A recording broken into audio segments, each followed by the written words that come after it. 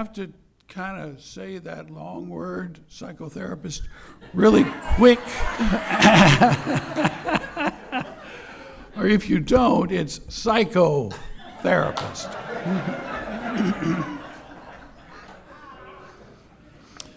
With a psychotherapist, the cure is worse than the disease.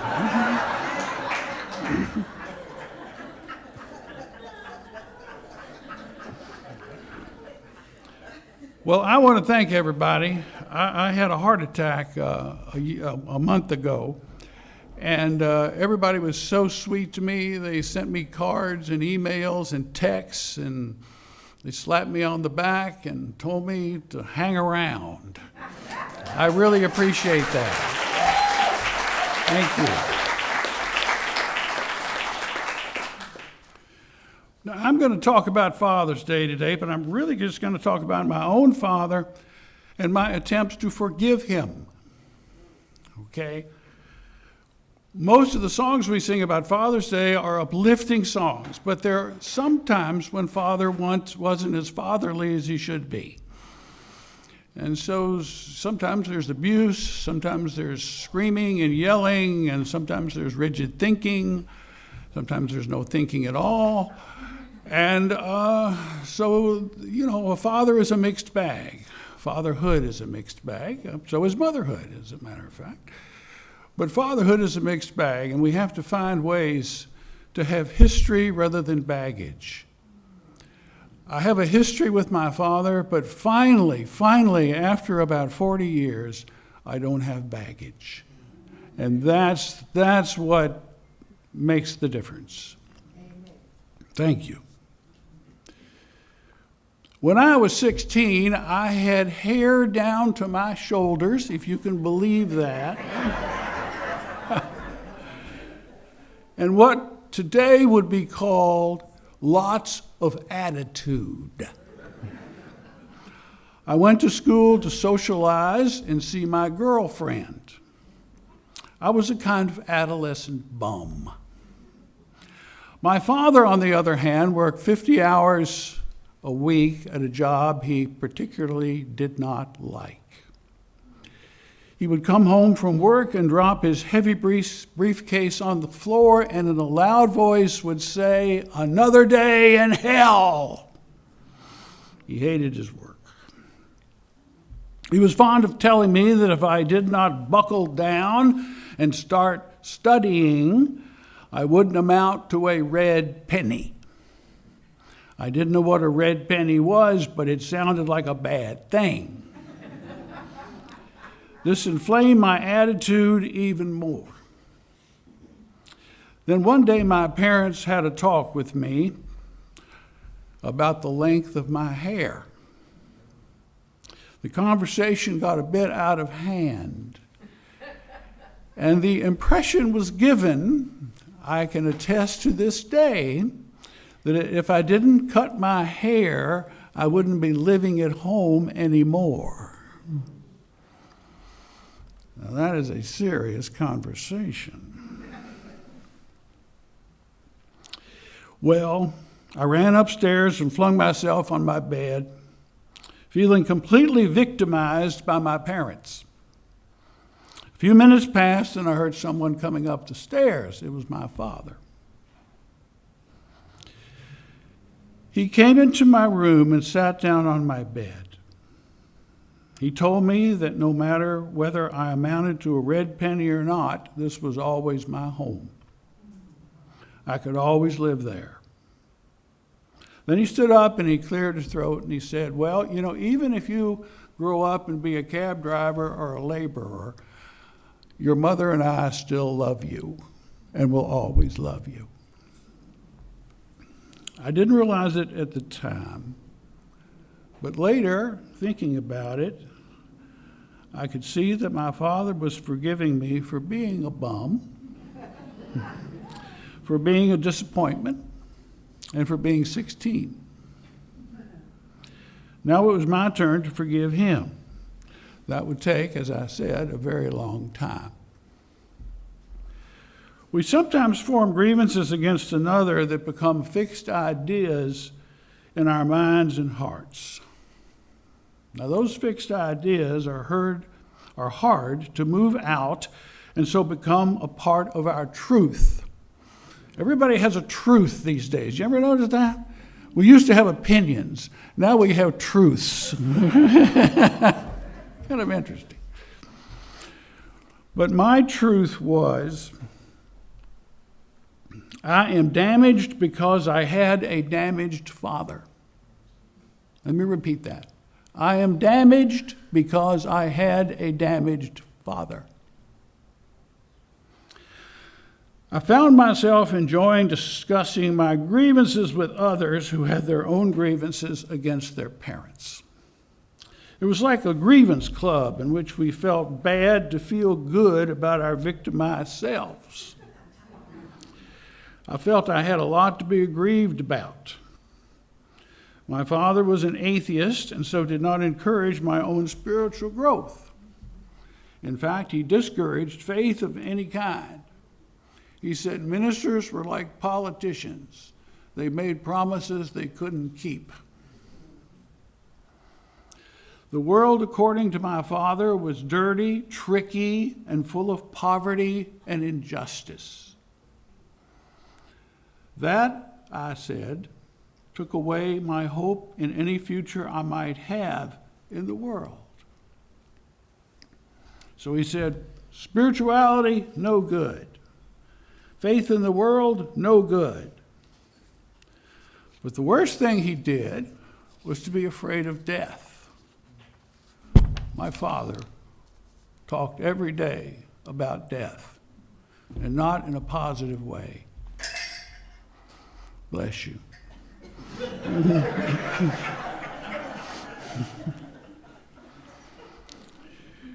He said today could be our last day on earth. I'd be worried about a test the next day, and my father would say, don't worry about it. You may be dead by morning.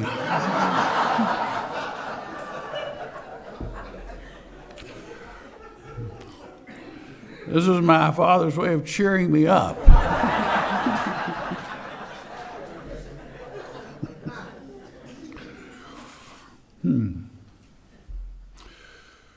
But it was a little like living in a hospice, living in my house as a kid. I was the only kid in the 4th grade who had a will in his binder. You need to be prepared at all times in case the moment comes. My father would take the family on picnics to the cemetery because he wanted to face death face to face. He was kind of counterphobic in that way. He wanted to go towards the danger rather than run from it. Now, this quirk of my father actually encouraged me to be curious about the afterlife.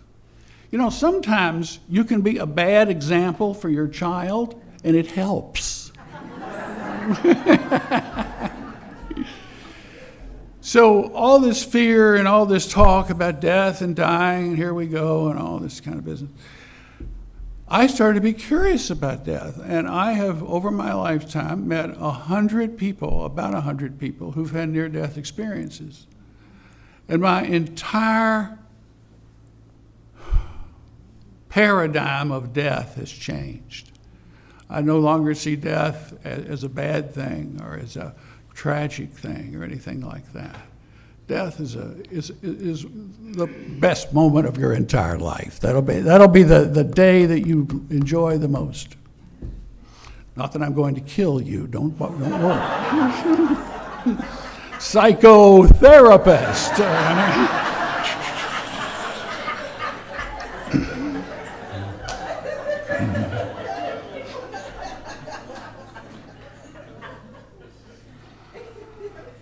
But I wanted to get this grievance out of my mind. And I've only recently discovered a way to scrub my mind of any lingering hatred I had for my father.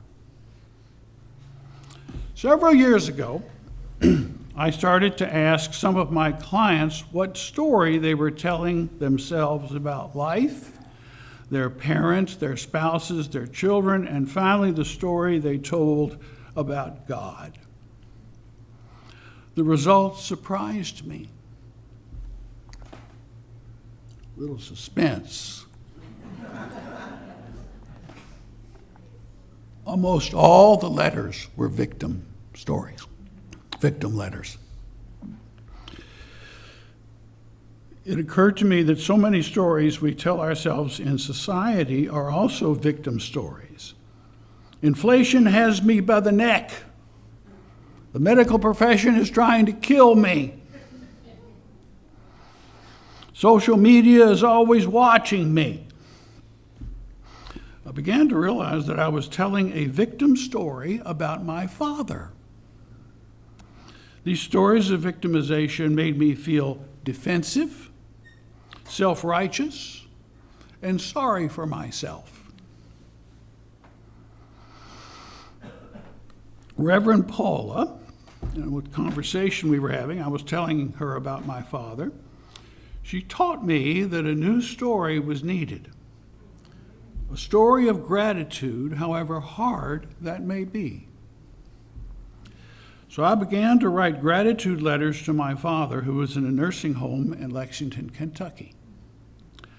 I thanked him for teaching me to be an independent thinker, thinking outside the box, outside the church, outside society. I thanked him for my sense of humor. My father was very, very funny. At restaurants, if there was a wait and you had to sign in, he would write things like Joseph Stalin and family, Adolf Hitler and surviving henchmen, Bob Hope and friends.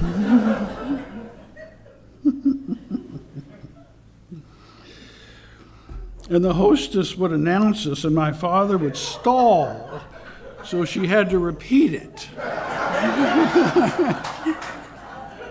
Adolf Hitler and henchmen.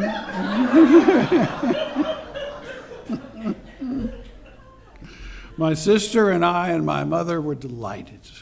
We just loved that. But what I am most grateful for is my father's insistence on telling the truth, except when he was joking. He would say that the truth should be sacred, worshipped even, and practiced with great precision. As I wrote these letters to him, my lingering hatred for my father drifted away like the fog burned off by the sun. I completely forgave him. Now, this may work for you or it may not. Everybody has their own path to forgiveness. It's very, very individual. So I'm not trying to sell you something. You try this new story that you tell that's grateful and everything will be all right. No, everything won't be all right necessarily. You have your way, I have mine. But you might try this. Just give it a try. I wrote 25 letters. So it took a while, but gradually he changed in my mind. See, that's where we have our hatred. It's not out here, it's in here. If we can change our minds about what we hate or who we hate, my God, the world would be an extraordinary place, wouldn't it? It just would be amazing.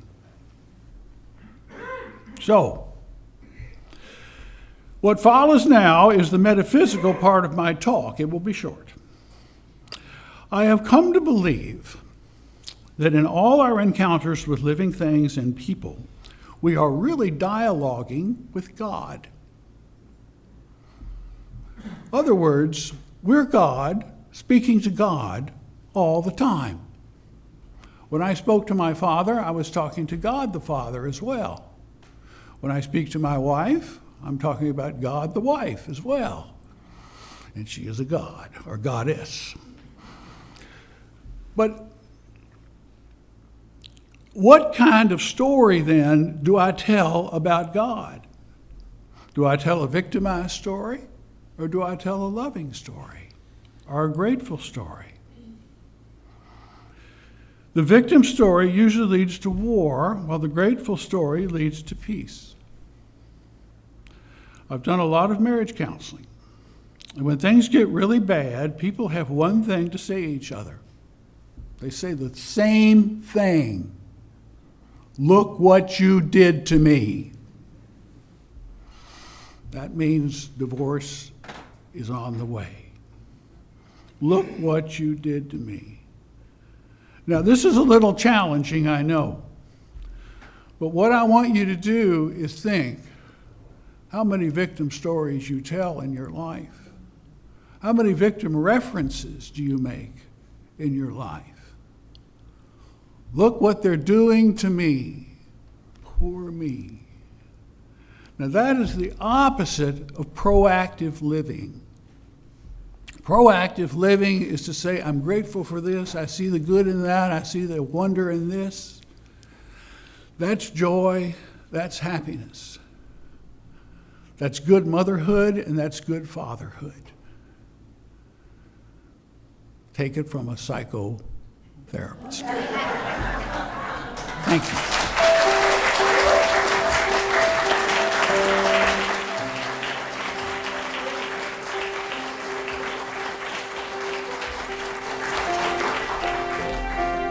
Thank you very much. Oh, sorry. I'm going to do the meditation now. This meditation is about letting go.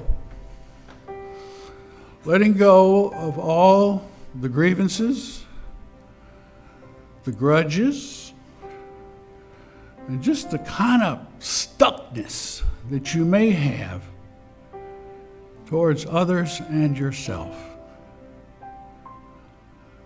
Our Father, Mother in heaven looks upon us with absolute delight. Absolute delight.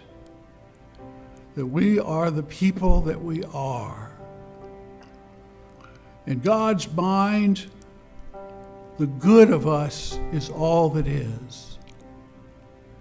The bad, He does not notice. Only the good.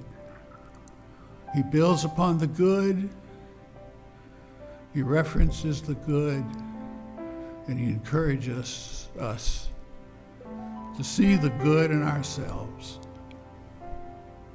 So right now, look for any blocks between the good in you and another, and the good in you and yourself. Let yourself be rather than do.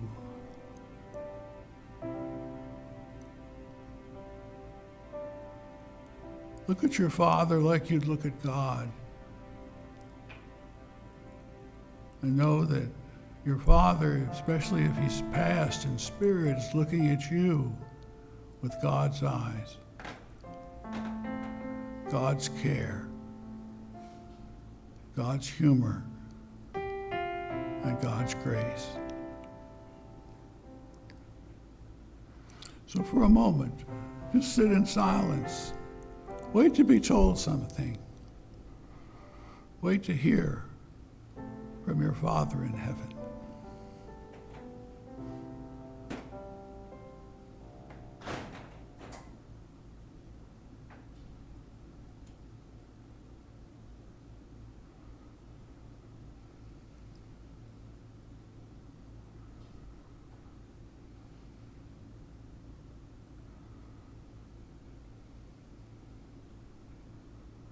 All right, begin to come back. Know that God breathes with you, thinks with you, feels with you, walks with you. God is in your every breath, your every thought, your every handshake and hug. God is there. Love is there. Thank you, God. And thank you all.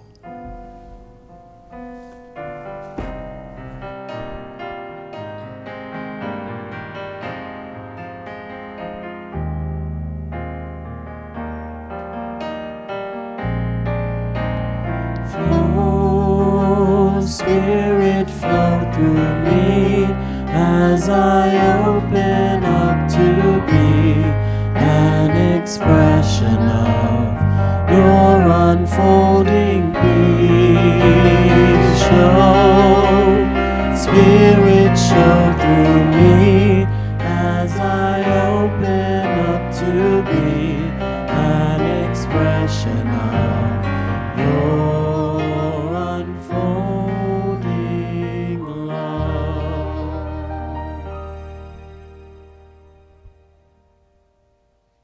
Thank you, Tom.